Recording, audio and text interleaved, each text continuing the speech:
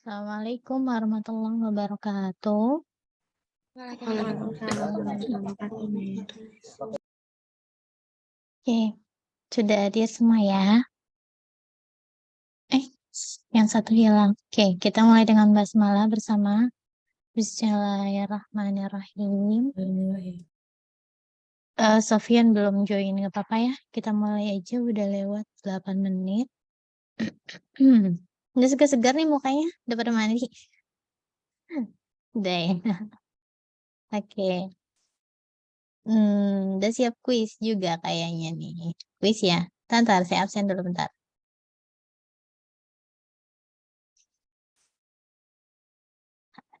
Head link.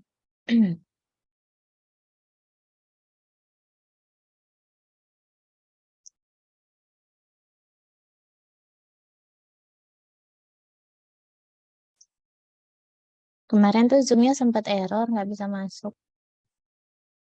Atau kenapa? Untung ini bisa. Nah,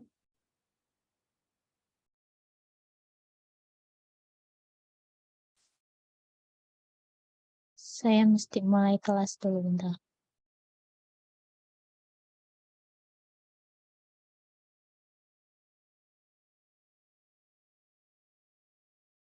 Sofian udah join belum? Udah ya? Udah semua ya? Saya langsung centang hadir aja ya. Nggak usah dipanggil satu-satu. Udah hafal. Nah, kita...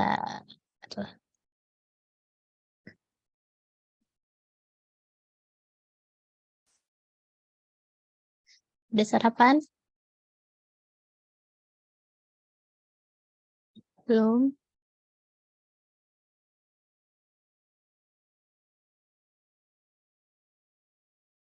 Oke. Sebelum masuk ke materi, kita mau mengadakan sedikit review ya, biar nggak deg-degan. Review yang tujuannya untuk apa namanya, merefresh atau mengingat kembali materi yang diberikan minggu lalu. Ini saya tanya secara lisan aja kepada satu-satu ya, satu-satu. List nilainya di mana ya? Nah, aja pagi selalu terburu-buru. Kamu terburu-buru nggak kuliah pagi? Belum makan, belum apa gitu ya. Hana ada cantik banget tuh Hana. Mara magang ya? Kayak bukan di rumah. Lagi magang ya? Oke. Nice juga. Siapa itu? Mala, mana Mala? Mala, Sofian? Ada, Ada Miss. ya? Ada, oke, ada. Saya random gini. Saya tunjuk satu. Habis itu nanti kamu tunjuk teman kamu ya. Ya. Jadi saya tunjuk satu, terus kamu tunjuk. Saya tunjuk satu orang, terus kamu tunjuk teman kamu siapa, baru saya kasih pertanyaannya. Jadi saya kasih pertanyaannya dulu. Kamu nunjuk dulu, baru saya kasih pertanyaannya ya. Itu ya. Oke. Pertanyaan pertama. Saya tunjuk ke deg-degan bu, lebay banget. Yang laki-laki dulu, Sofyan. Sofyan. Halo Ya, Sofyan. Min. Ya, Halo, bisa dengar suara saya. Sofyan, bisa. definisinya survei cepat apa Sofyan? Survei cepat kalau secara KBB itu salah satu teknik dengan memberi batas yang jelas pada suatu penyelidikan atau peninjauan, Miss. Teknik apa tuh? Teknik riset, Miss. Teknik riset yang memberikan batas yang jelas. Oke. Sofyan, nanti saya kasih kesempatan buat jawab lagi ya. Ya, Miss. Sofyan tunjuk temannya.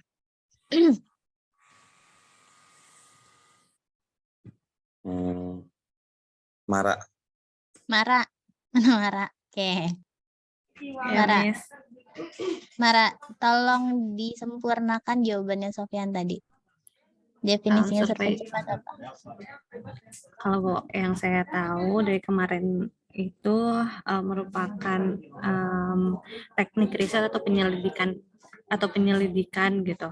Itu tuh bisa berupa investigasi atau monitoring, terus bersifatnya community based, terus dilakukan dalam ruang lingkup yang kecil, terus juga ada batas ruang lingkup wilayahnya. Terus apalagi ya, Miss? Terus biasanya itu hanya dilakukan 5-7 hari untuk pengambilan datanya, terus untuk analisis datanya biasanya tuh dari 2-3 mingguan gitu. Oke. Sudah cukup lengkap dari Mara ya. Miss, makasih Miss. Oke, Mara tunjuk temannya. Siapa yang mau? Saya merem deh.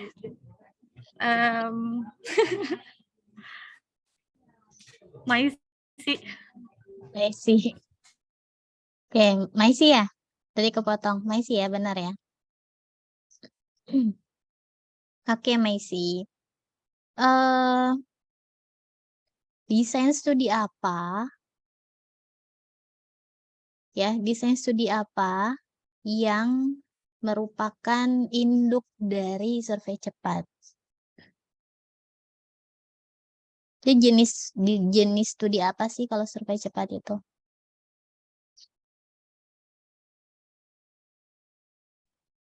Yang FM itu bukan. Kan desain. Macam-macam desain studi. Oke. Cross-sectional. Cross-sectional. Ya, umumnya adalah dilengkapi. Cross-sectional termasuk desain apa? Maksudnya nih, Cross-sectional termasuk desain apa? Secara umum desain studi ada 2.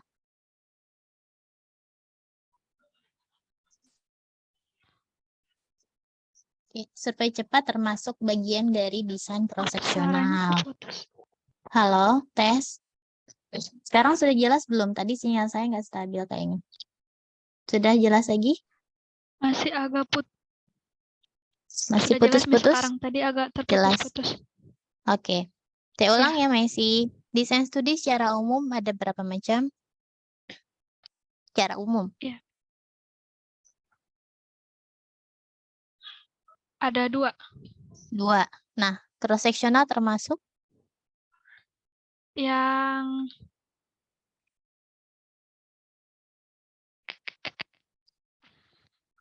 analitik. Coba tunjuk temannya, Messi. Untuk membantu kamu menjawab. Nanti Messi saya kasih kesempatan jawab lagi ya. Oke. Tunjuk temannya. Mega, Miss. Mega. Lengkapi jawaban Messi, Mega. Iya, Cross-sectional termasuk bagian dari desain apa? yang ini bukan Miss yang analitik. Miss. Analitik. Kedengaran tapi sedikit apa namanya? Terus nggak keresek sih, kayak mendem gitu. Tapi kedengaran. Bukan analitik maksud saya. Sofian, Melek, Sofian, kamu masih ngantuk.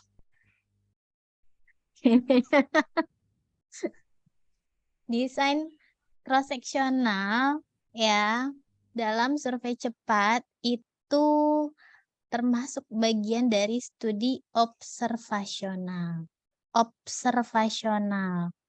Ya, desain studi itu ada 2. Secara umum sekali ada observasional, ada eksperimental. Ya kan? Survei cepat tidak ada yang eksperimental. Ya, semuanya observasional. Kalau analitik dan deskriptif itu emang ada macamnya apa namanya cross-sectional. Nah, kalau survei cepat, saya mau tanya, Mega masih Mega? Karena tadi salah. Oke, survei cepat bisa dilaksanakan secara analitik atau deskriptif? Kalau misalkan survei cepat itu deskriptif. Deskriptif? Analitik bisa nggak?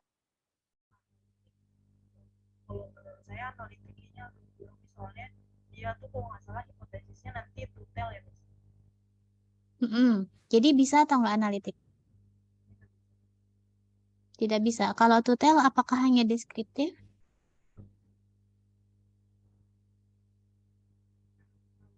Oke, Mega ntar saya kasih kesempatan jawab lagi. Mega tunjuk temannya. Saya tunjuk tidak. Siapa? Suaranya agak mendem. Saya nggak dengar nih. Temannya dengar nggak? Nida ya? Nida. Kecil banget, Mek. Nida, suaranya. Nida. Nida. Nida. Oke, Ya, sempurnakan jawaban Mega tadi. Survei cepat itu bisa dilaksanakan secara deskriptif atau analitik? Dua-duanya bisa, Miss. Dua-duanya bisa. Ya, dua-duanya bisa ya Mega ya. Survei cepat bisa dilaksanakan secara deskriptif maupun analitik tergantung dari tujuannya. Ya. Oke, karena jawabannya mudah, saya masih nanya Nida. Oke. Nah, kegunaannya survei itu untuk apa Nida? Survei cepat. Salah satunya buat mengevaluasi program, Miss. Mengevaluasi program. Yang kedua, Bisa menginvestigasi berbagai status penyakit oke, lalu kesehatan. Ada need assessment, Miss, buat terus mute. Maaf, ulangi coba. Yang ketiga apa? ada need assessment pada bencana, Miss. Need assessment pada bencana. Oke. Kegunaan lainnya coba Nida tunjuk temennya. Dewi, Miss. Dewi. Ada Dewi nggak?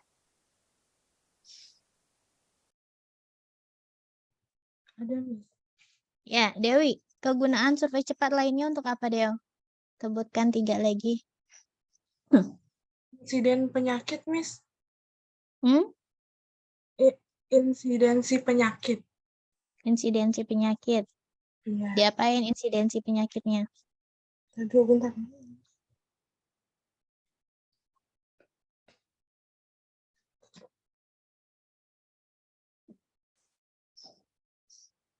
Terus? Terus identifikasi faktor-faktor etiologi, Miss.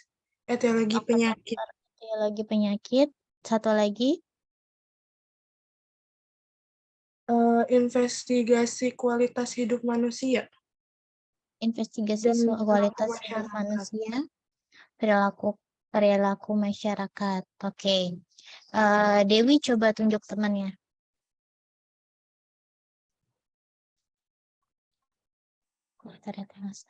Tunjuk temannya Hana dia. boleh? Ya, Pak? Hana, Miss. Saya nggak dengar lagi. Siapa? Halo, siapa?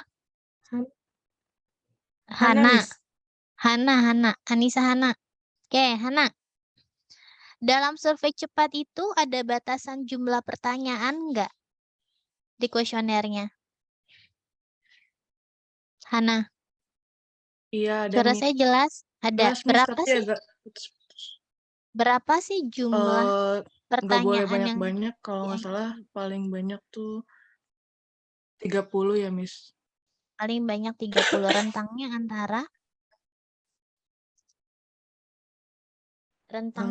berapa? Rentangnya antara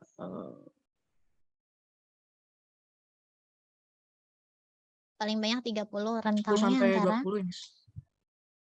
berapa? Kalau Miss putus-putus Berapa? 10 sampai 20, Miss. 10? Sinyal saya jelek kayaknya nih. Bentar. 10 atau 20? Sampai 20 pertanyaan, Miss. 10 sampai 20 pertanyaan. Oke. 10 sampai 20 pertanyaan. Benar atau salah? Hana tunjuk temannya.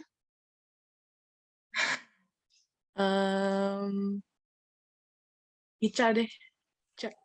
Ya. Ca itu siapa sih? Oh, Anisha ya? Anisha Aulia ya? Oke. Benar nggak rentang 10-20 pertanyaan? 20-30 pertanyaan. 20-30 pertanyaan ya. Bentar, sehingga saya jelek banget. Bentar. Saya pindah device dulu. Pindah wifi dulu.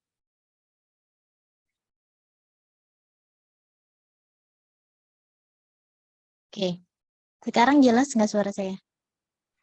Ya, jelas, tenang. Jelas, oke. 20-30 pertanyaan. Oke. Kemudian, kapan pertama kali desain survei cepat diinisiasi, Ca? Tahun oleh WHO tahun 1965. Gimana? Oleh Suaranya WHO. nggak? Oleh WHO Oleh tahun WHO. 1965. 1965 dalam rangka apa tuh? Dalam rangka untuk mengevaluasi imunisasi campak. Untuk mengevaluasi imunisasi campak. Oke, tunjuk temannya lagi, Ca. Siapa? Anis. Siapa? Anis, Bu. Anis. Anis Yayan A ya? Ya. Yan A bukan? Iya, Iya, Bu, Yan A. Oke. Nis, pertanyaannya. Tadi saya udah siapin. Oke, siapa yang pertama kali menginisiasi desain survei cepat? Reri. Siapa? Reri. Pertama kali. Pertama kali Hmm. Ralph Reri. Tadi Ica bilang di tahun 1965. Ya, siapa yang pertama kali melaksanakan survei itu di tahun 1965?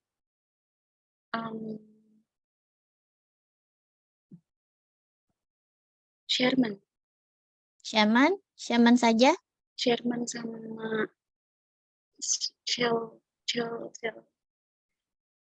Sherman dan Shelving. Sherfling ya? Ya, Sherman and Sherfling. Oke, Sherman and Sherfling. Kemudian siapa yang menyempurnakan desain survei cepat itu setelah Sherfling dan Sherman di tahun 1973? Masih Anis?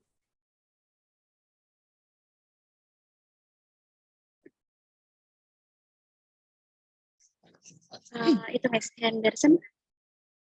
Henderson? Oke. Henderson ya? Henderson. Oke. Nis, tunjuk temannya, Nis. Vidara. Siapa? Duh, nggak kedengeran di saya. Vidara. Vidara. Oke, Vidara. Sorry. Vidara. Oke.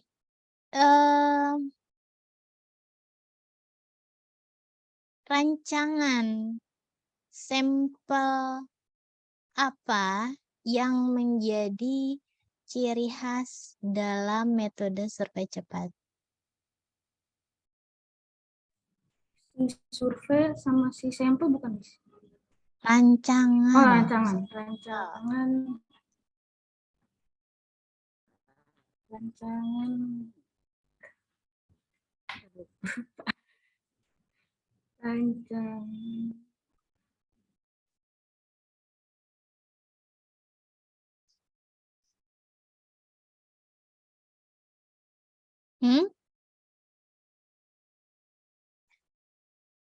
Vidara, skip dulu ya. Terus saya tanya lagi ya. Tunjuk temannya Vidara. Siapa? Mala. Seri Mala. Oke, Mala. Tadi kan Mara udah Mala ya. Rancangan apa Mala? Rancangan sampel apa yang menjadi ciri khasnya survei cepat? Cluster, Miss. Yang jelas namanya. Teknik samplingnya apa?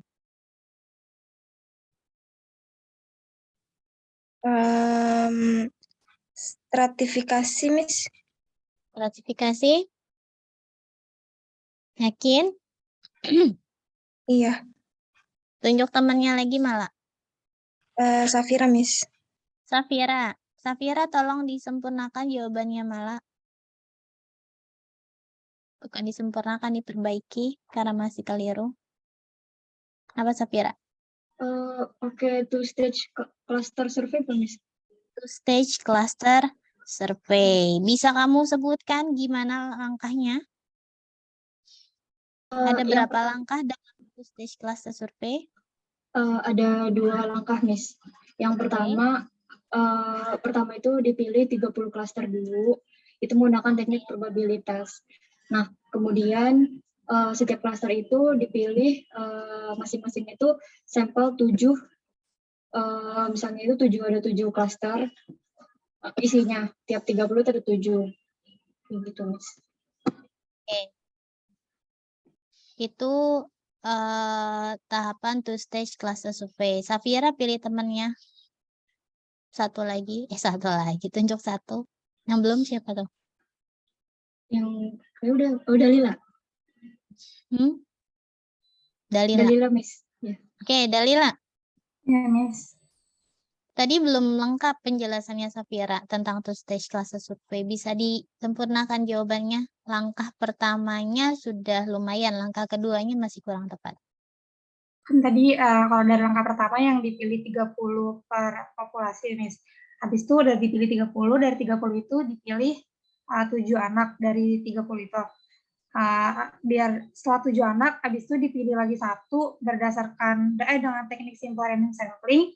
Terus habis itu selanjutnya dipilih dari sisa 6-nya dipilih dari rumah yang terdekat. Oke. Ya. Yang stage pertama pakai probability proportionate to size, memilih 30 klaster yang kemudian dari 30 klaster itu dipilih lagi 7 ya dengan simple random sampling. Nah, yang sampel kedua ditunjuk berdasarkan snowball sampling, yaitu memilih sampel dengan jarak lokasi terdekat dari sampel yang pertama. Ya, karena ini dulunya pada anak, maka diceritakan caranya ya anak gitu ya, anak yang tinggalnya di lokasi yang berdekatan dengan sampel yang pertama. Oke. Kemudian pertanyaan berikutnya, jadi siapa yang belum? Udah semua? Udah semua. Sofyan, jadi total sampelnya ada berapa, Sofyan? Total sampelnya itu 30 dikali 7 jadi 210, Miss. Jadi 210. Oke. Kalau perhitungan minimalnya sekali ada berapa sampel? Kenapa sih dapat 210?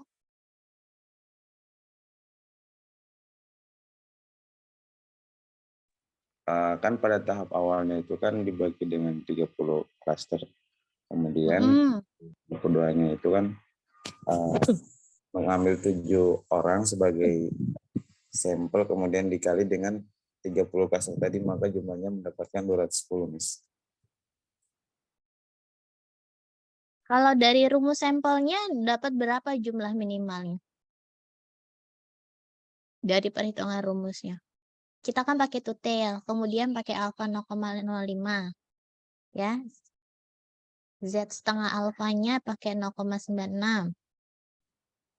Dapatnya berapa tuh?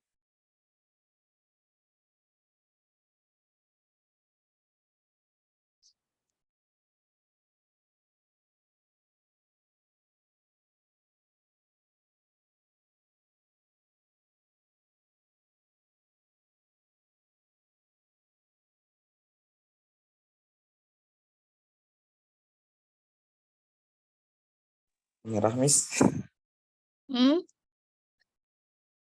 Berapa jumlah sampelnya? Saya tanya ke Maisi. Dilengkapi Maisi. Tadi kan kamu jawabnya kurang sempurna. Berapa jumlah sampel dasarnya dari perhitungan rumus sampel? 192. Minimal sekali ya. Kemudian kenapa digenapkan jadi 210, Maisi? Minggu lalu udah dibahas ya. Kenapa sih digenapkan jadi 210?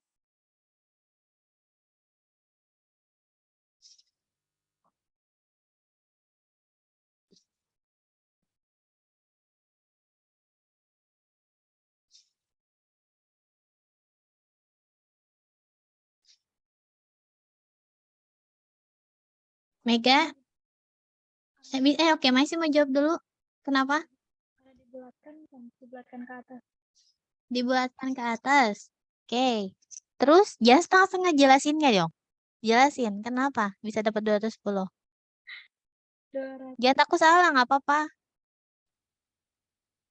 Nah, kan ada 30 klaster tadi itu, terus dikali ke kan, oh ya kalau misalnya tadi kan hasilnya 6,4 itu kan orang kan bisa 0,4 terus dibulatkan jadi 7. Nah, hasil dari 30 klaster dikali 7 orang itu hasilnya 210. Oke, jadi dibulatkan ke atas ya. Dibulatkan ke atas sehingga jumlah sampel minimalnya 210. Oke, begitu ya, ragu-ragu jawabnya ya. Mega. Nah, Mega. Deg-degan ya? Mas Suaranya Mega. kedengeran gak sekarang, Miss? Kedengaran. Udah lumayan kedengaran. Nah, kalau jumlahnya lebih dari 210 boleh nggak, Mega? Boleh, Miss, karena itu kan sampel minimal. Oke, batas maksimalnya berapa sih? Kalau batas maksimalnya Cerdas cermat kata Maisi. Cerdas cermat individu nih ya, nggak ada grupnya. 300 ya, Miss? 300. Kenapa sih dibatasin? Kalau nanti terlalu banyak, takutnya datanya justru nggak representatif, Miss. Masa? Kata siapa? Kan udah pakai two stage. Kalau terlalu banyak nanti kenapa? Alasannya salah, tapi kalau terlalu banyak nanti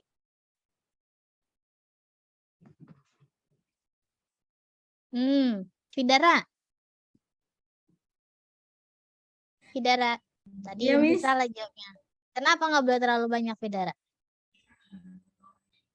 Karena cuman gimana ya? Ciri khasnya survei cepat apa, Fidara? Ntar terjawab tuh pertanyaan saya. 30 klaster, Miss. Ciri khasnya survei cepat.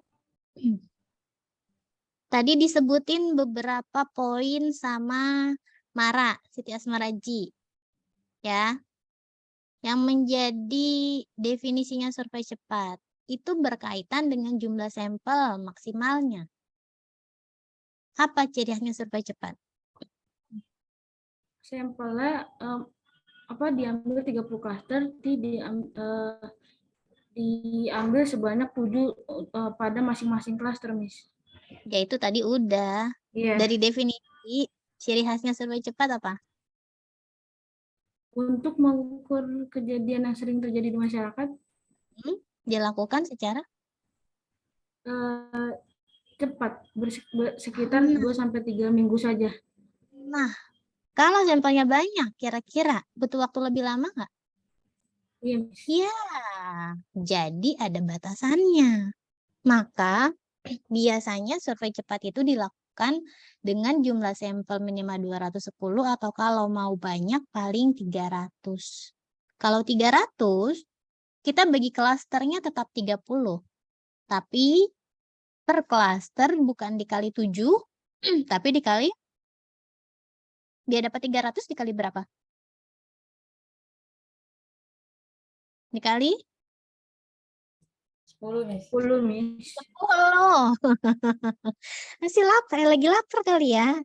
Pembagian aja agak lama nih mikirnya. Oke, dikali 10. 30 dikali 10 dapatnya 300 sampel. Ya kan? Dapatnya 300 sampel.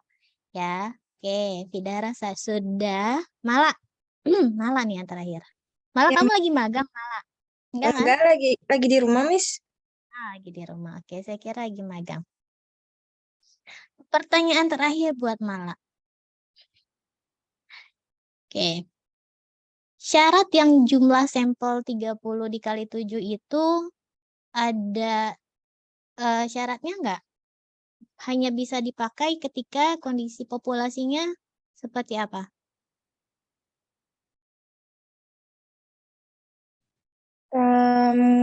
Kalau prevalensinya 15 sampai 85%, Miss. Kalau prevalensinya 15 sampai 85%.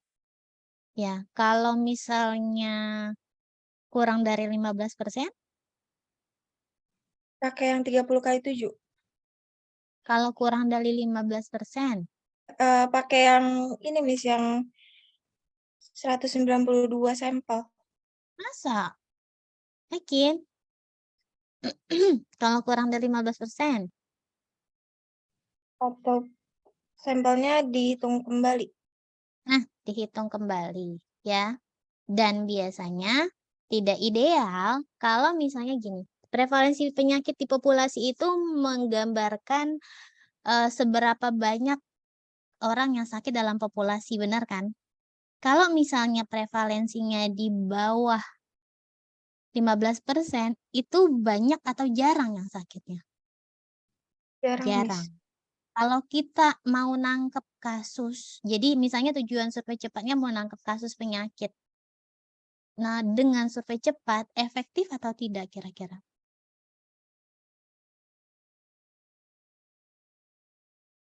Efektif nggak? Enggak. Enggak, ya. Kurang efektif. Karena survei cepat harus dilakukan dalam waktu 2-3 minggu, nangkep kasus yang prevalensinya rendah. Misalnya, kamu mau melakukan studi pada ODA, tapi di populasi umum, bukan di komunitas, ya. Pakai survei cepat, cocok nggak? Enggak, Miss. Nggak cocok. Kenapa? Karena prevalensi HIV pada populasi umum, ingat penyebutnya populasi umum ya, pada populasi umum itu rendah prevalensinya. Sehingga kalau kita mau studi ODA di populasi umum, pakai desain apa? Ada yang tahu? Kalau yang prevalensinya rendah, cocoknya pakai desain studi apa? Ini pertanyaan bonus. Malah udah selesai jawab. Oke. Pakai desain studi apa? 1, 2, 3, 4, 5, 6, 7, 8, 9, 10, 11, 12, 13. Oke, 13. Kasus tadi, Bu. kontrol. Kasus kontrol, bukan kasus tadi. Kasus kontrol. Ya, jadi kalau misalnya kamu nanti mau meneliti penyakit, udah dapat epideskriptif belum sih? Udah kan? Udah Udah, lewat kan? Udah lewat semester kemarin. Kok belum ngelotok sih? Kok nggak ngelotok sih? Semester awal. epideskriptif. Semester 5. Sebelum dekan. Iya. Masa? Itu peminatan epid loh, Ca. Nggak anak Semester yang non 5, epid. Miss. Oh iya, Semester 5 ya? benar. Semester 5. Nah, harusnya ngelotok tuh. Case control itu hanya ideal dilakukan jika kita mau meneliti suatu penyakit yang prevalensinya rendah di populasi. Kenapa? Supaya lebih efisien. Kayak HIV, susah nyari ODA. Ya, di populasi, saya ngomong di populasi, kecuali kamu datang ke komunitas. Gitu ya. Itu emang kumpulannya gitu. Terus kayak misalnya penyakit apa lagi yang prevalensinya rendah? Cancer. Ya, kanker. Nah, kalau mau studi tentang kanker, ya desain studinya kasus kontrol. Jadi kalau kasus kontrol itu kan kita udah nangkep nih kasusnya. Udah ada list kasusnya. Kemudian tinggal dicari kontrolnya siapa gitu kan. Kasusnya udah dapat ada 50. Ya udah, tinggal cari kontrolnya. Kontrolnya berapa? 1:1 atau 1:2 gitu. 1:1, 50/50 misalnya dapat 100 sampel. Kalau 1:2 berarti kasusnya 50, kontrolnya berapa? 100. 100. Jadi totalnya 150 gitu kan. Ya, totalnya adalah 150. Oke. Cukup pemanasannya, panas. Sekarang saya mau ngasih materi. SCS. Sesi kedua. Saya buka PPT dulu.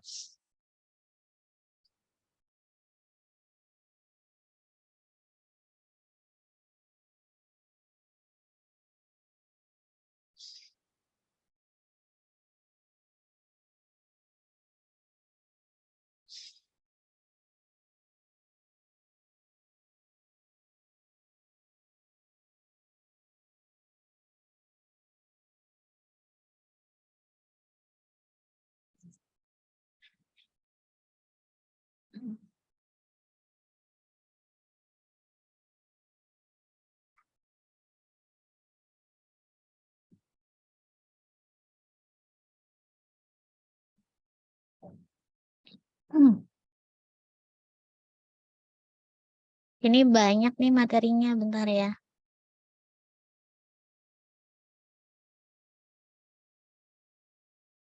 Bentar.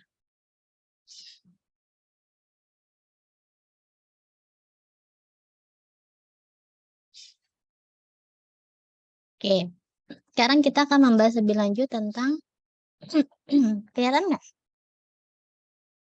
Tahapan dalam survei cepat, ya. Tahapan dalam survei cepat lebih detail.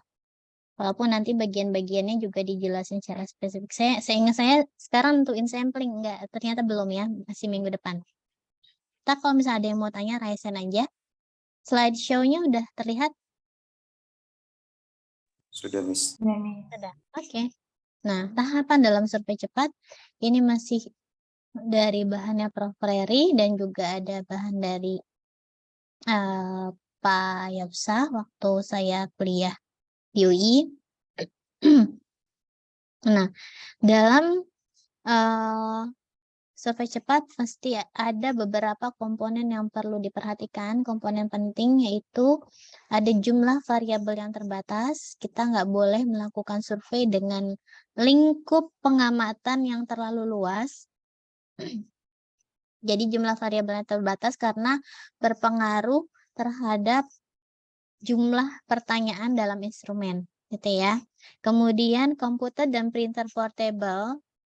Ini penting ketika kita benar-benar turun di lapangan, apalagi lapangannya jauh dari tempat tinggal kita sebagai peneliti, maka perlu disediakan komputer dan printer yang portable, kemudian piranti lunak yang sesuai seperti software AppInfo, kemudian software C-Survey, dan kalau kamu masih mau menggunakan SPSS sebenarnya masih dipersilahkan karena biasanya analisis datanya cenderung sederhana.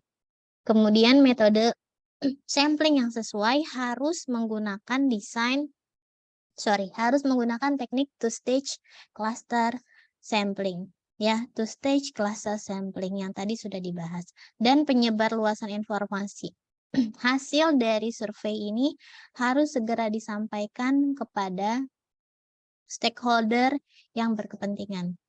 Oke ya. Nah, yang sudah dibahas kemarin untuk mengumpulkan data, menganalisis, dan menulis laporan, waktunya kita hanya butuh atau harus selesai dalam waktu 2-3 minggu.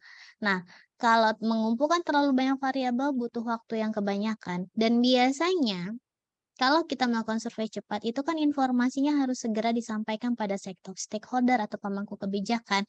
Itu mereka pengennya dapat infonya cepat. Nggak mau lama-lama nunggu kita. Gitu ya.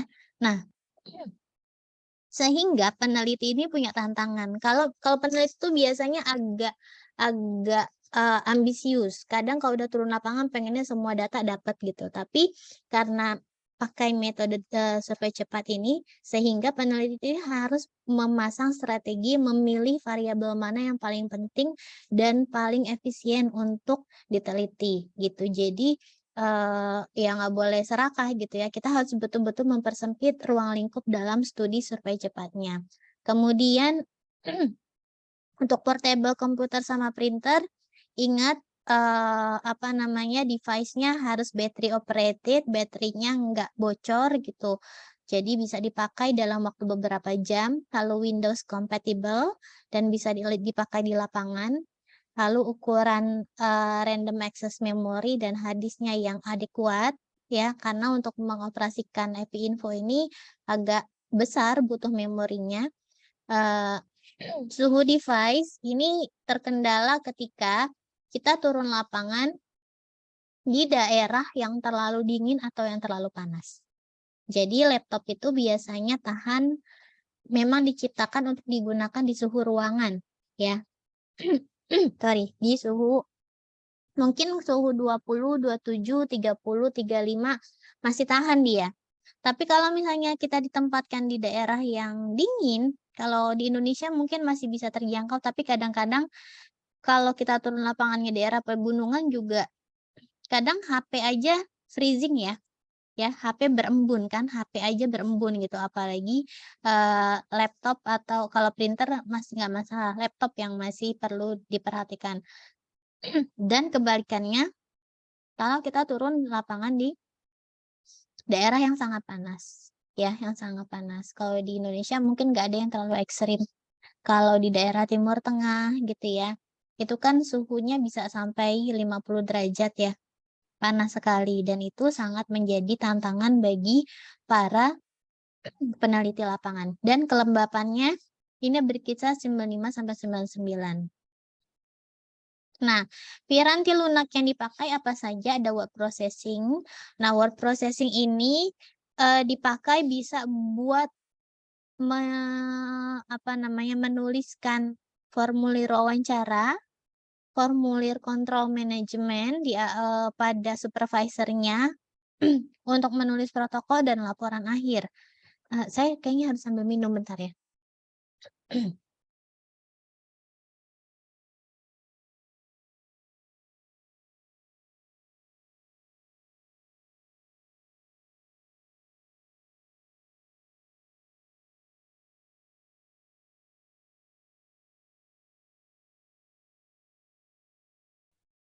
Oke. Nah, word processing ini juga bisa bersifat offline maupun online. Kalau harapannya dikerjakan bersama, biasanya bisa pakai Google Docs sekarang ya. Jadi bisa dikerjakan bersama-sama. Kemudian untuk analisisnya itu menggunakan piranti statistik seperti API Info, SPSS atau Stata, gunanya untuk data entry, editing, preliminary analysis, jadi analisis awal, kemudian dan analisis lanjutan. Dan si survei ini digunakan untuk menentukan ukuran sampel, memilih sampel dengan PPS dan memilih random start. Nah, random startnya ini bisa pakai si survei. Tabel dan grafik yang disajikan dari hasil analisis data bisa kita pakai spreadsheet ya, atau kalau sudah pakai API Info sebenarnya enak, nanti grafiknya udah ada, kita tinggal copy-copy aja, ditempel, kalau mau dipresentasikan tempel di PowerPoint, kalau mau dibuat laporan tinggal tempel di Microsoft Word. Nah, untuk metode sampling yang sesuai ini menjadi harga mati dalam survei cepat. Sebuah survei tidak bisa dikatakan survei cepat kalau teknik samplingnya tidak two-stage cluster. Jadi misalnya nanti kamu skripsi mau pakai survei cepat tapi gitu ya, ternyata dalam kenyataannya di lapangan susah membagi menjadi 30 klaster, kemudian susah memilih 7 atau 10 dari 30 klaster itu. Sehingga akhirnya, Bu, saya akhirnya pakai simple random sampling biasa. Terus masih bisa nggak disebut survei cepat? Nggak bisa. Gitu ya. Nggak bisa. Jadi, kalau teknik samplingnya sekali aja salah, maka desain kamu tidak bisa disebut survei cepat. Walaupun kamu ngerjainnya itu cuma 2 minggu atau 3 minggu. Gitu. Kemudian, dan petugasnya yang turun lapangan ini mesti dilatih. Jadi karena kita ngumpulin 210 atau sampai 300 orang, itu nggak mungkin kita sendirian karena waktunya cuma sebentar, sehingga kita butuh bantuan tim, dan tim yang turun lapangan harus dilatih dulu. Ajarin cara milih sampel di lapangannya gimana, gitu ya. Kemudian merencanakan kegiatan lapangan dengan kantor dinas kesehatan setempat. Ini jadi ada proses briefing dulu, dan biasanya kalau survei cepatnya berkaitan dengan pelaksanaan program pemerintah, kita maka mesti bekerja sama dengan Departemen Kesehatan setempat. Sebenarnya kayak gitu. Nih, ini bukan klister ya, tapi klaster. Nah, tahapannya sudah kita bahas tadi.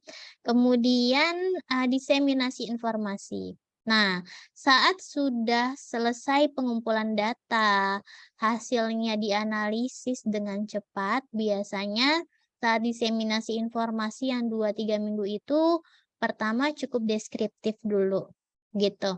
Kemudian kalau perlu analisis lebih lanjut, baru tim penelitinya melakukan analitik secara bivariabel atau analisis multivariabel. Nah, dalam menyampaikan hasil riset pertama, ya, sebelum meninggalkan lapangan, harus biasanya langsung ngasih laporannya ke dinas kesehatan setempat. Jangan pernah masukkan hasil yang kontroversial. Artinya gini, kalau misalnya tujuannya untuk menilai cakupan imunisasi gitu ya, kemudian ada pertanyaan-pertanyaan tentang hal yang kalau kita sampaikan merugikan atau menyudutkan pihak dinas kesehatan, itu di-keep dulu.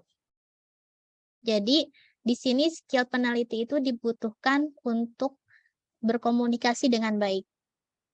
Karena informasi awal yang perlu disampaikan adalah informasi penting yang tidak kontroversial dulu. Oh, cakupan imunisasinya masih rendah. Nggak apa-apa, itu jadi kekurangan mereka, tapi itu tidak kontroversial karena mereka butuh data real kan. Tapi ketika ada hal yang lebih sensitif lainnya gitu, misalnya ada pertanyaan lebih lanjut, mengapa tidak datang imunisasi misalnya, ya. Kemudian ada diminta untuk evaluasi layanan misalnya ya, itu kan banyak hal-hal yang bersifat sensitif, itu di-keep dulu, sampeinnya nanti kalau kita sudah bikin laporan akhir. Karena biasanya saat bikin laporan awal terburu-buru, pasti kan akan disampaikan apa adanya ya, editing-editing itu pasti masih minim, jadi ditahan dulu, gitu.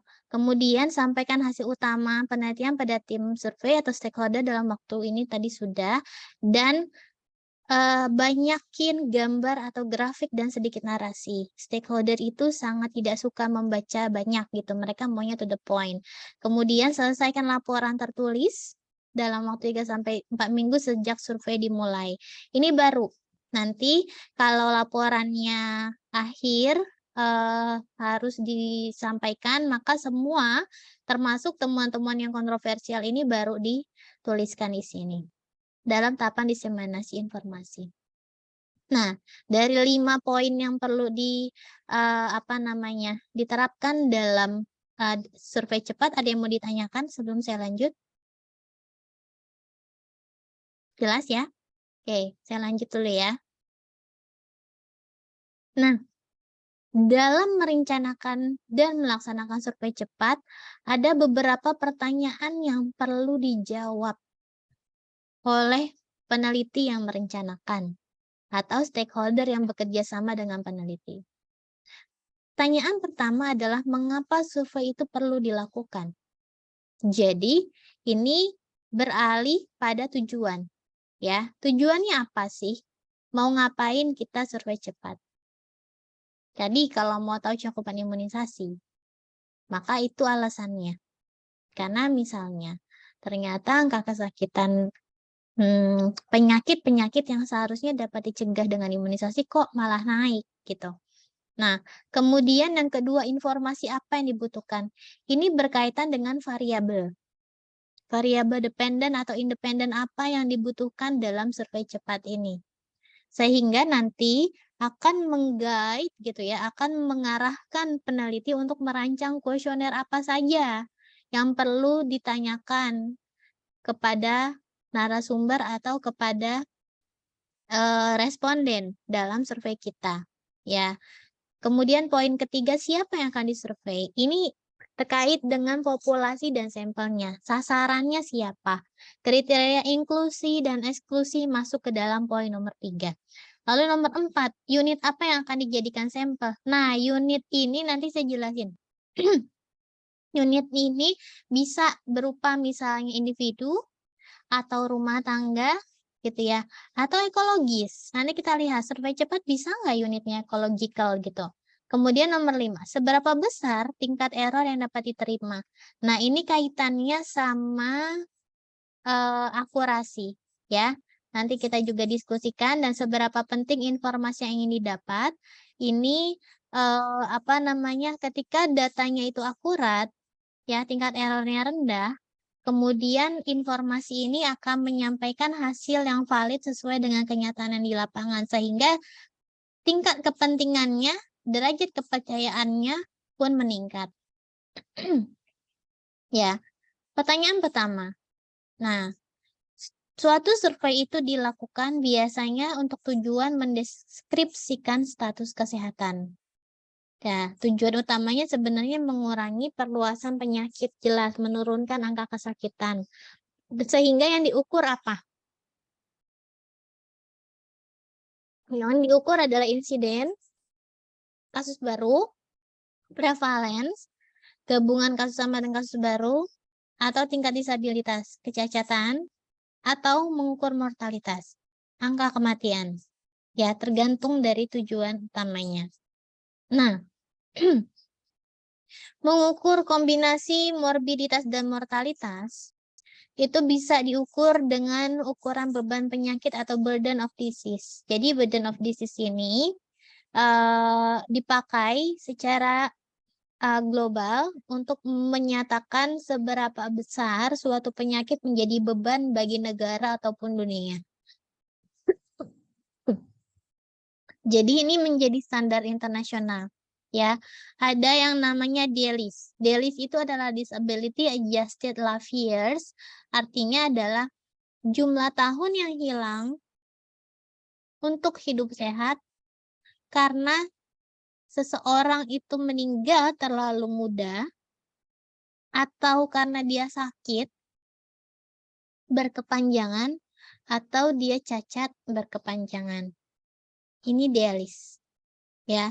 Jadi kalau Disability Adjusted Life Years ini merupakan gabungan dari perhitungan year of life loss due to premature deaths, jumlah tahun yang hilang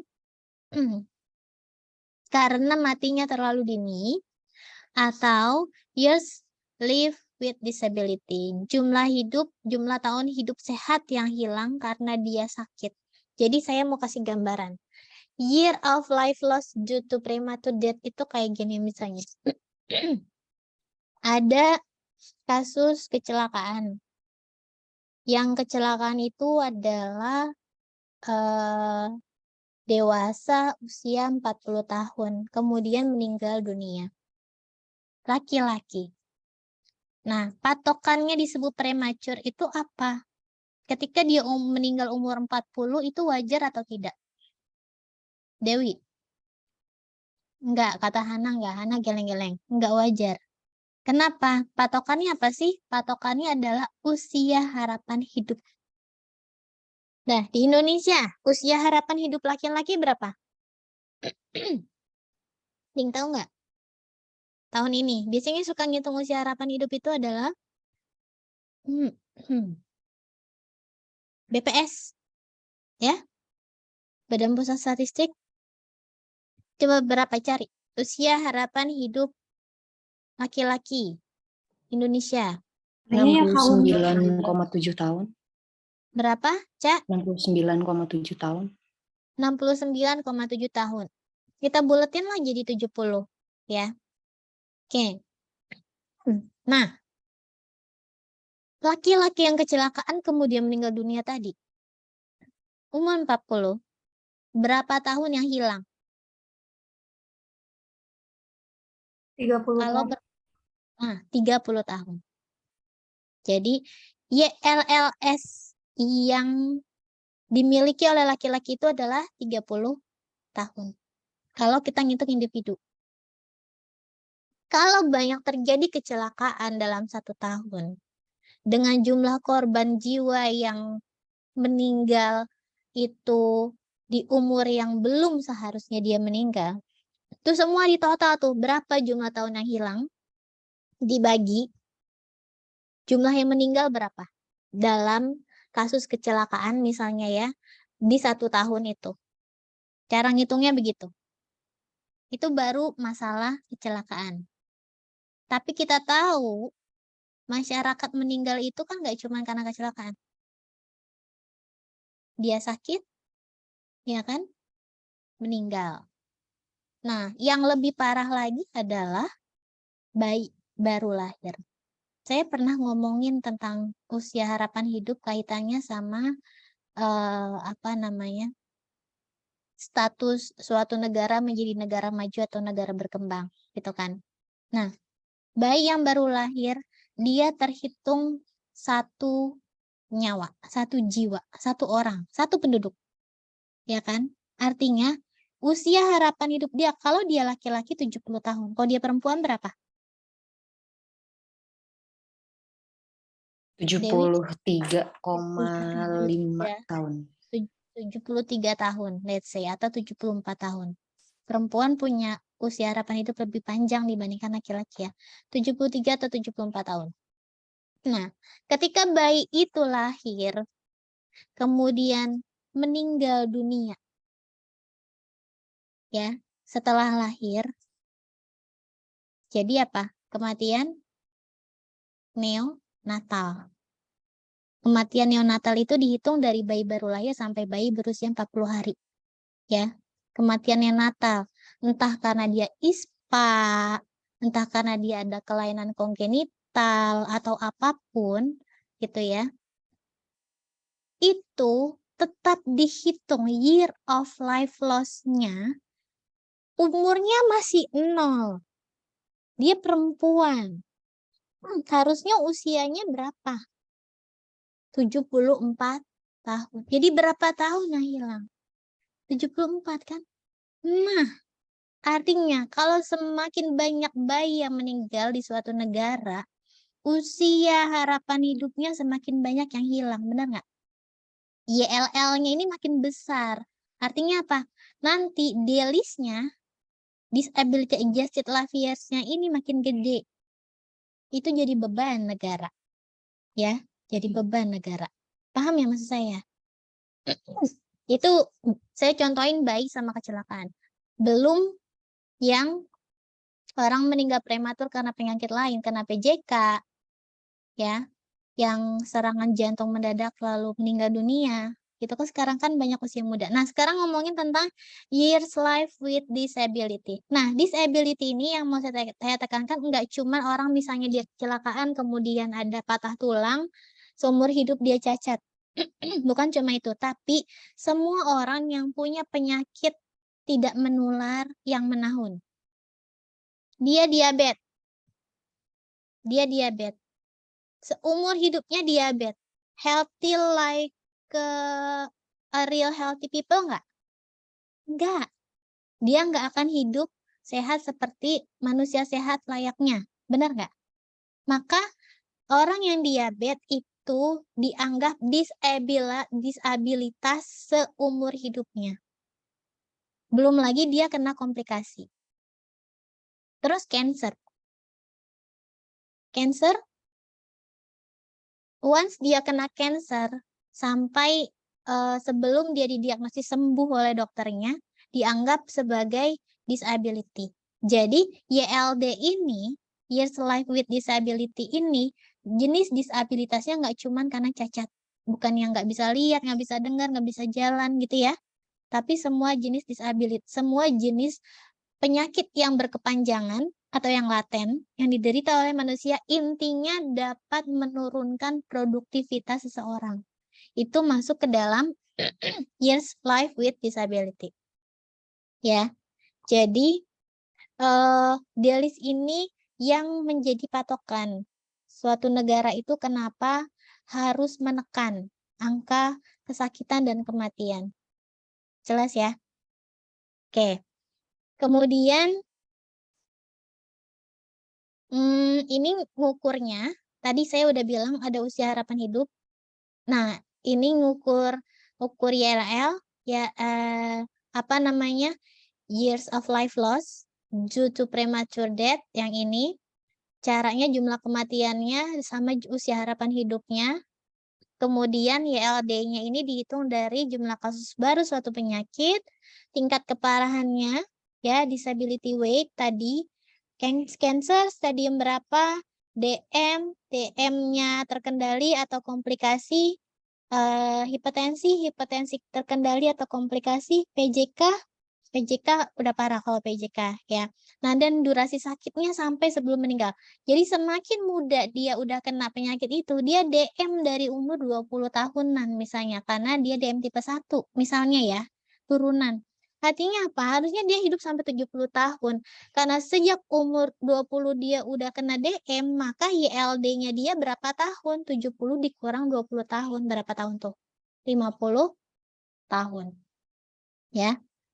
Panjang gitu. Nah, kemudian tujuan kedua dari survei cepat untuk apa? Mendeskripsikan faktor risiko. Jadi kalau tadi yang kita ukur mortalitas, morbiditas, atau disabilitasnya, yang kedua adalah faktor risikonya. Nah, faktor risiko yang berhubungan dengan penyakit, misalnya merokok. Maka kalau kita mau mengukur perilaku merokok pada populasi manapun, kalau kamu mau batasi pada anak-anak silahkan, pada remaja silahkan, pada laki-laki saja silahkan, pada perempuan saja silahkan bebas. Pokoknya pada populasi itu bisa dilakukan survei cepat. Gas ya? Atau perilaku seksual berisiko tinggi. Ya, kondom use atau yang seperti kamu bahas kemarin dalam webinar, ya. Friends with benefit, dan lain-lain itu bisa dilakukan dengan survei cepat. Kemudian, faktor yang berhubungan dengan pemanfaatan pelayanan kesehatan. Karena ini kaitannya terhadap akses. Ya, yang pertama misalnya adalah keterjangkauan lokasi, jarak fasilitas layanan kesehatan dari pemukiman penduduk. Karena semakin dekat jaraknya, semakin mudah masyarakat akan datang ke Yankes. Dan kedua, kepemilikan asuransi kesehatan. Ini penting. Makanya kenapa Universal Health Coverage ini menjadi satu target utama dalam RPJMN. Ya, Rencana Pembangunan Jangka Menengah Nasional sampai 2024. Gitu. Jadi BPJS dijadiin program prioritas gitu ya. Kemudian perilaku tugas kesehatan. Ini nggak cuma perilaku tapi juga kualitas. Ya, kualitas. Jadi, pelayanan kesehatan yang baik dari fasilitasnya maupun dari SDM-nya, itu akan menentukan juga kualitas kesehatan dari masyarakatnya. Seperti itu. Kemudian menentukan hubungan. Nah, kalau tadi, tujuan pertama dan kedua itu hanya analisisnya secara deskriptif. Tapi kalau ternyata survei kamu tujuannya menentukan hubungan, artinya apa? Kamu perlu melakukan analisis lebih lanjut dengan uji bivariabel atau multivariabel. Nah, tujuannya untuk mengukur asosiasi. Jadi faktor risiko sama penyakitnya saya menghubungkan misalnya. Maka kita mesti mengukur nilai asosiasi. Kalau pakai insiden, maka yang dilihat adalah RR. Ini udah pernah dibahas dari dasar EPID ya. Seperti itu. Kemudian kalau kita mengukur dampak, baik pada tingkat individu atau tingkat populasi, maka kita perlu pakai attributable risk atau population attributable risk. Masih ingat nggak? AR sama PAR. Dewi nyengir-nyengir, kayaknya lupa nih. Lupa nih. PR apa, PAR apa? Ntar saya dulu.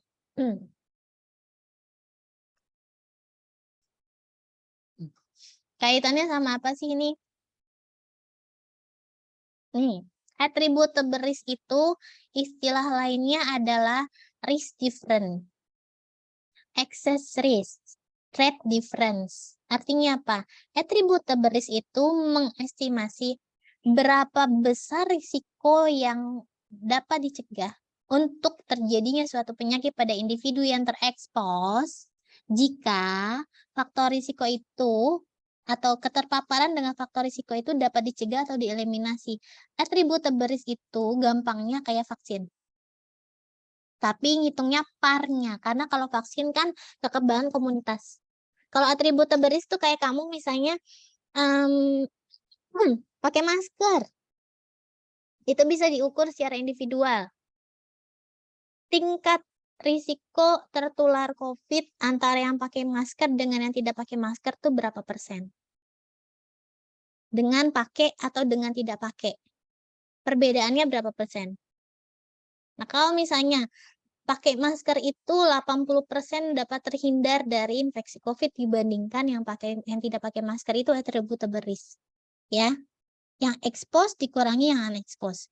Kalau misalnya, nah ini ya, istilah lainnya kalau dalam percentage itu adalah attributable fraction atau etiologic fraction. Ya, jadi kalau tadi belum dipersentasekan, kalau dalam percentage ini dikalikan 100% sehingga satuannya menjadi persen. Ya. Nah, istilah lainnya adalah kita bisa menghitung dengan prevented fraction yang tadi saya bilang. Ya, saya nggak akan bahas secara spesifik lagi karena dalam survei cepat ini jarang kita menghitung AR atau PAR. Nah, population attributable risk ya, itu sama tapi pada populasi. Ya, attributable fraction pada total populasi adalah proporsi dari total risiko yang tadi saya bilang, ya, yang dapat disebabkan oleh keterpaparan dengan faktor risiko tersebut. Sehingga untuk dihitung prevention-nya itu boleh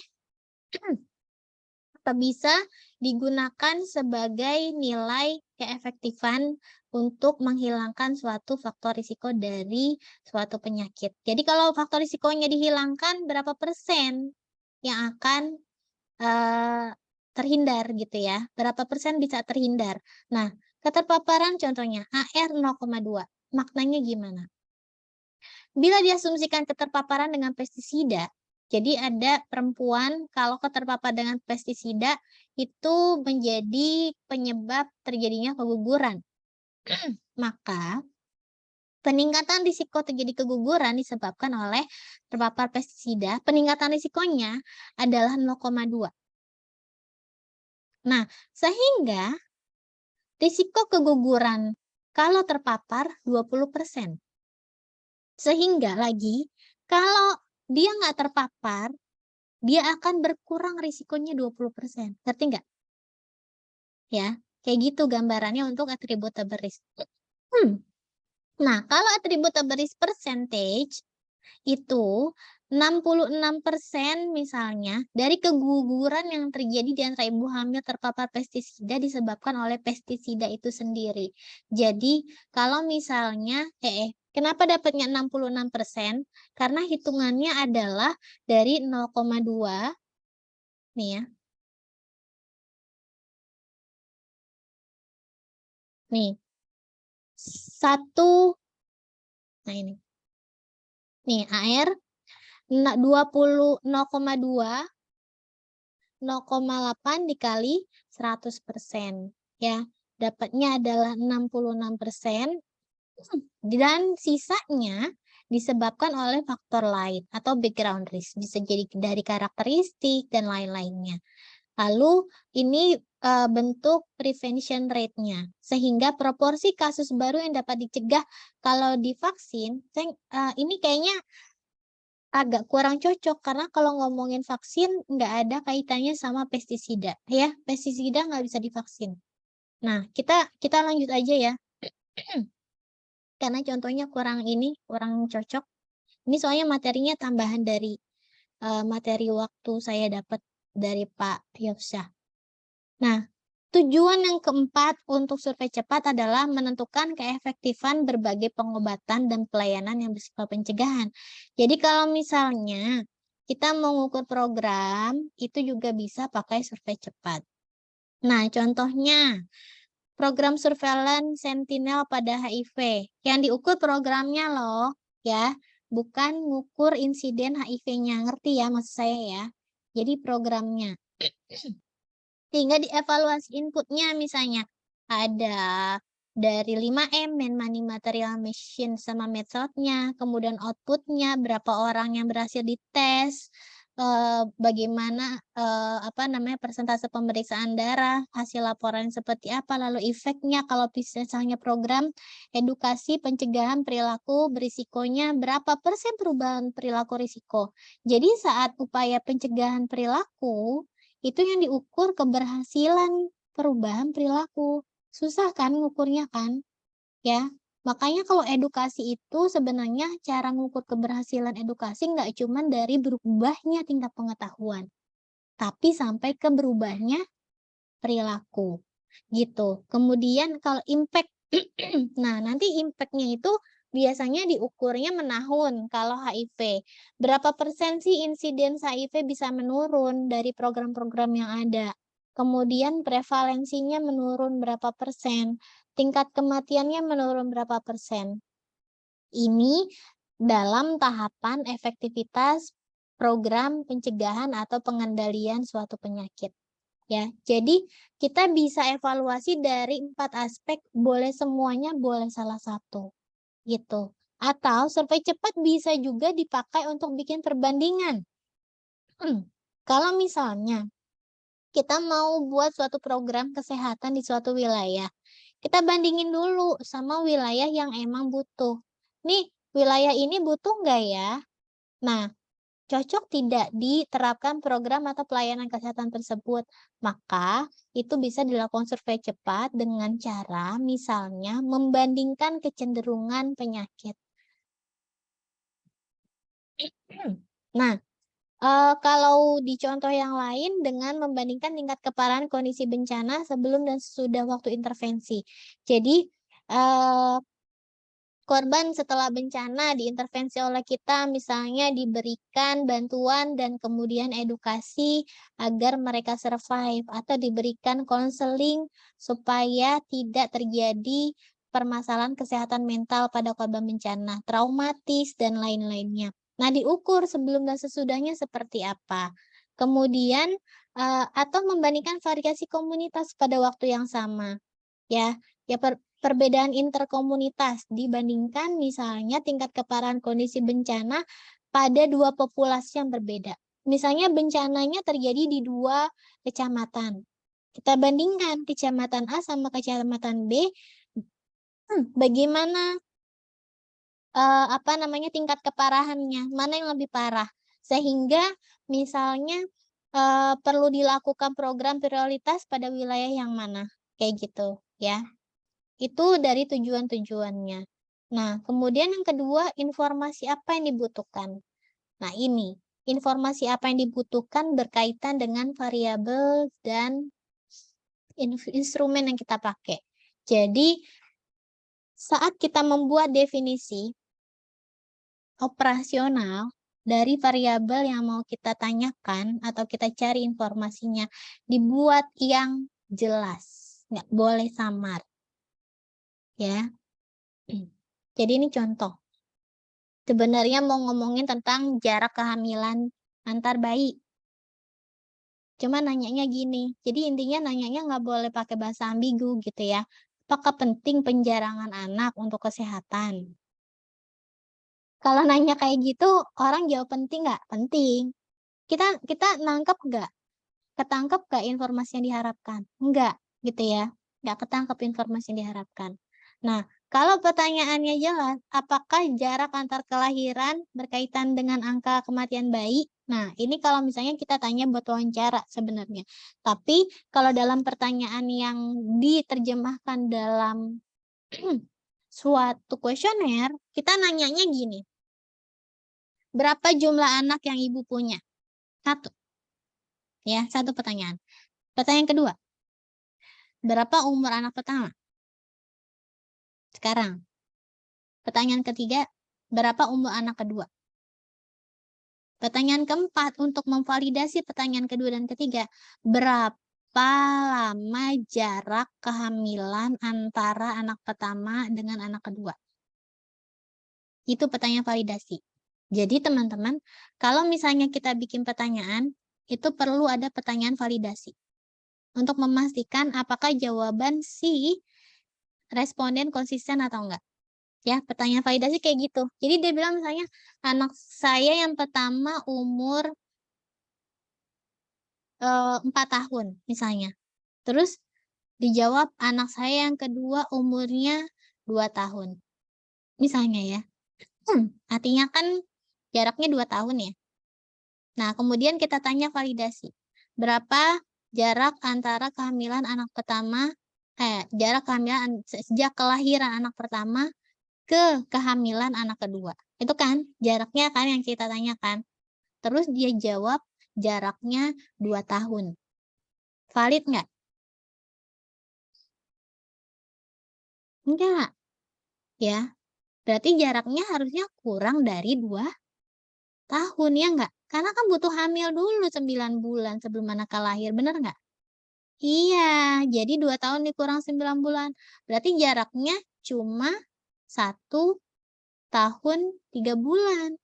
Benar kan? Jadi anak yang umur 1 tahun 3 bulan, dia sudah hamil lagi anak yang kedua. Jadi jarak usia anaknya 2 tahun. Tuh, pertanyaan validasi seperti itu penting ya teman-teman ya. Sama kayak kita nanya umur. Kita nanya umur nih. Berapa umur anak ibu? Divalidasi dengan apa? Berapa tanggal lahir. Oke? Nah, nanti bentuk validasi-validasi kayak gitu ada di dalam Happy Info. Ya, kita bikin pertanyaan validasi. Nah, kemudian yakinkah bahwa masalah merupakan hal yang penting? Jadi, biasanya kalau ada permintaan dari Dinkes, pasti penting karena kaitan sama program. Tapi kalau kita sebagai peneliti independen, perlu ada landasan. Kenapa? Makanya latar belakangnya harus kuat ya. Rumusan latar belakang itu harus kuat. Nah, kemudian kamu mau survei cepat, harus yakin informasinya bisa dikumpulkan. Ada dananya, ada bantuan tim, ada transportasinya. Itu ya, ketersediaan sumber daya itu penting.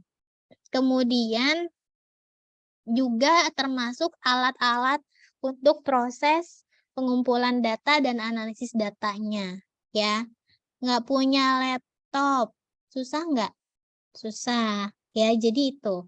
Intinya gitu. Nah, kemudian siapa yang akan disurvei? Ini penting. Kita udah mulai masuk ke gambar-gambar. Ini gambarnya Prof. Reri ya. Saya yang capture sendiri dari materinya beliau, sekarang udah nggak bisa diakses. Siapa yang akan disurvei? Jadi, ini adalah populasi target. Populasi target adalah populasi dari penduduk atau masyarakat yang kita targetkan untuk diteliti. Nah, harapannya hasil penelitian kita itu mewakili kondisi populasi itu. Misalnya kita mau melakukan penelitian di satu kota. Satu kota. Ya, satu kota. Agak besar ya. Bisa nggak pakai survei cepat? Bisa. Bikin aja 30 klaster. Tapi kan nanti populasinya kan beda.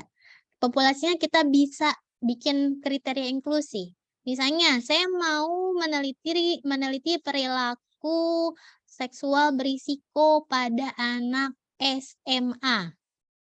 Maka sasarannya adalah anak SMA. Yang perlu didata adalah berapa sih jumlah SMA di sekolah itu? Di kota itu. Berapa jumlah siswa di setiap sekolah? Kemudian ditotalkan. Atau kalau ternyata misalnya ada 20 sekolah SMA di satu kota, kita mesti bagi menjadi 30 klaster. Gitu ya, 20 dibagi jadi 30 klaster gimana? Minta tolongnya sama si survei aja, nggak usah bingung. Ya. Atau kalau pakai justifikasi peneliti bisa jumlah sekolah yang memiliki jumlah siswa yang lebih banyak dibandingkan sekolah yang lain, itu bisa kita pecah menjadi 2 klaster. Gitu. Pokoknya tekniknya nanti kita bahas secara detail. Nah, target populasi itu di sini. Nah, yang menjadi populasi studi kita hanya sebagian dari target populasi. Ya, sehingga populasi target definisinya di suatu hasil penelitian akan diterapkan atau digeneralisir. Jadi, sasaran kita, hasil studi kita tuh berlaku atau menggambarkan kondisi sebenarnya pada masyarakat pada ruang lingkup yang mana. Itu menjadi target populasi. Kalau populasi studi adalah unit yang akan dipilih sebagai sampel studi. Jadi jelas pasti populasi studi ini lingkupnya lebih kecil daripada populasi target. Jelas ya? Oke, kemudian ini gambarannya kayak gini. Ini populasi target yang hijau, kemudian kita hanya ambil sebagian jadi populasi studi. Nah, yang perlu diperhatikan, kita tahu kita melakukan sampling, mengambil sebagian saja dari populasi untuk diteliti karena keterbatasan waktu dan sumber daya, maka yang perlu diperhatikan oleh peneliti adalah orang-orang yang nggak diteliti sama kita sebagai responden ini menjadi potential bias. Tugasnya peneliti adalah mengatasi bagaimana potential bias ini tidak menjadi bias karena masih menjadi potensial, ya. Jadi si potential bias ini menjadi bias atau tidaknya tergantung kepada si peneliti. Bagaimana caranya kita menanggulangi? Coba lihat. Contohnya, Survey of Brothels in Chiang Mai, Thailand. Ini cucu ya gambarnya Prof. Reri. Rumah bordil. Tahu rumah bordil ya? Lokalisasi. Ya, lokalisasi. Jadi populasinya adalah lokalisasi di Thailand. Ini adalah saya mau jelasin terkait dengan populasi target dengan populasi studi. Di suatu wilayah di Chiang Mai itu banyak rumah bordil atau lokalisasi. Target populasinya semua yang dihijaukan. Jelas, ada berapa nih? 1, 2, 3, 4, 5, 6, 24 ya. 24 rumah bordil. Kemudian rumah bordil bukan konveksi ya. Kan ya? Oke. Kemudian nah, yang menjadi populasi studi adalah yang dimerah-merahkan. Cara milihnya, nah, untuk menghindari potensial bias, maka milihnya harus secara sistematis. Ya, milihnya harus secara sistematis. Nah, tadi yang saya bilang, karena yang hijau semua jadi target populasi, kemudian study population-nya ini yang merah-merah, sehingga mereka yang tidak terpilih ini menjadi potensial bias. Sama dengan yang tadi saya kasih gambaran. Nah, kemudian ini gambaran lainnya.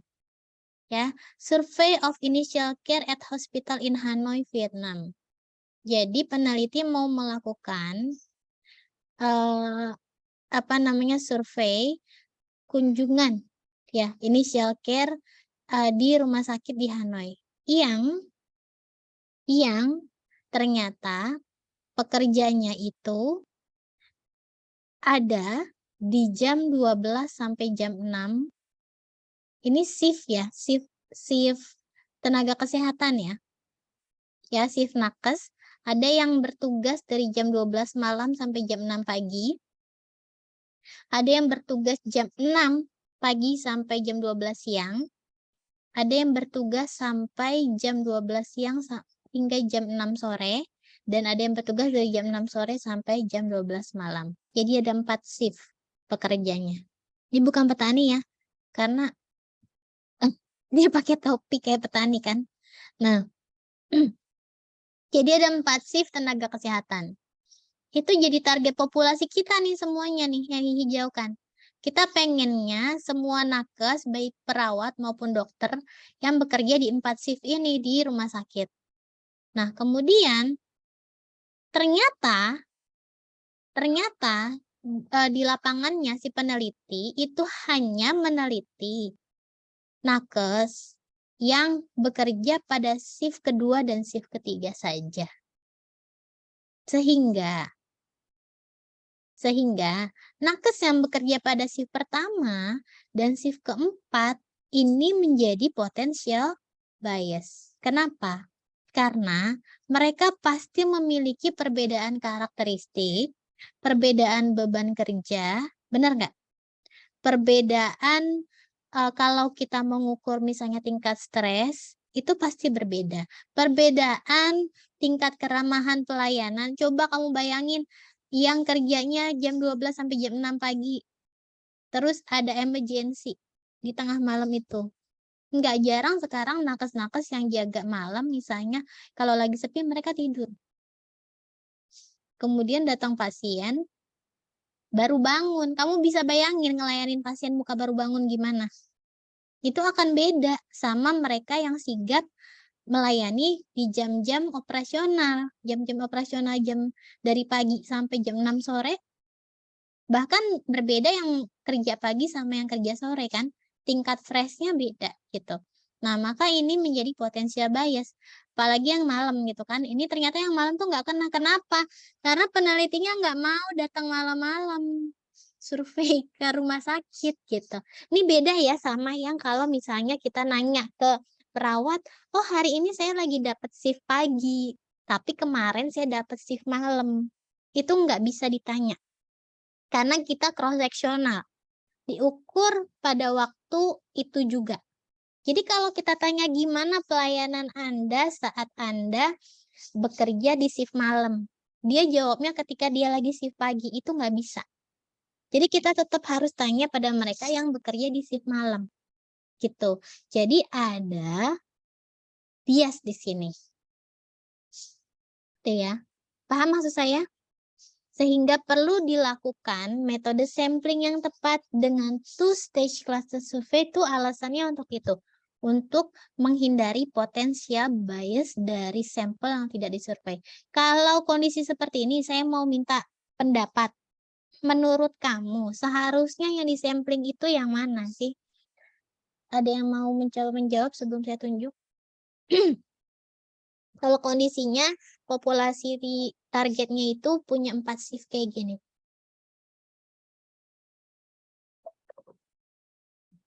Agar datanya representatif, harus dipilih seperti apa? Dalila? Nah, diambil perwakilan dari Persif, Miss.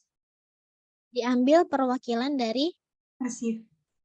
sehingga ada representatif gitu ya, ada representasi dari kondisi sebenarnya pada pekerja yang di setiap shiftnya gitu ya, di setiap shiftnya sehingga tergambar. Nah, seperti itu. Kemudian yang keempat terkait dengan unit apa yang akan dijadikan sampel. Nah, unit itu banyak. Ada household, rumah tangga. Kalau rumah tangga biasanya yang disampling hanya kepala keluarganya aja. Berapapun jumlah anggota keluarganya, yang disampling hanya kepala keluarganya saja, household. Kalau di kita, Indonesia, yang kebanyakan adalah jenis keluarganya extended family. Jadi karakteristik keluarga itu ada 2 macam. Ada nuclear family, ada extended family. Nuclear family itu artinya dalam satu rumah, itu yang tinggal itu hanya ada kedua orang tua dan anaknya saja. Itu nuclear family, ya, keluarga inti aja. Tapi ada yang namanya extended family, yang ketika dalam satu rumah, itu bisa ada neneknya, kakeknya, bisa ada pamannya, bisa ada sepupunya, gitu ya. Nah, itu masuknya ada extended family. Jadi, dia tinggal satu rumah, rumahnya besar misalnya, tapi ternyata ada anggota keluarga lain selain keluarga inti, dan secara kependudukan mereka punya kartu keluarga yang berbeda. Si nenek punya kartu keluarga sendiri, misalnya sama tante atau om yang belum menikah. Benar nggak? Benar ya? Dan ada satu keluarga suami istri dan sudah punya anak dan cucunya itu. Dia punya satu kartu keluarga sendiri. Itu masuk ke dalam extended family. Dari satu rumah ada minimal misalnya 2 kartu keluarga. Maka kalau unitnya household, rumah tangga, yang dihitung rumahnya atau kartu keluarganya.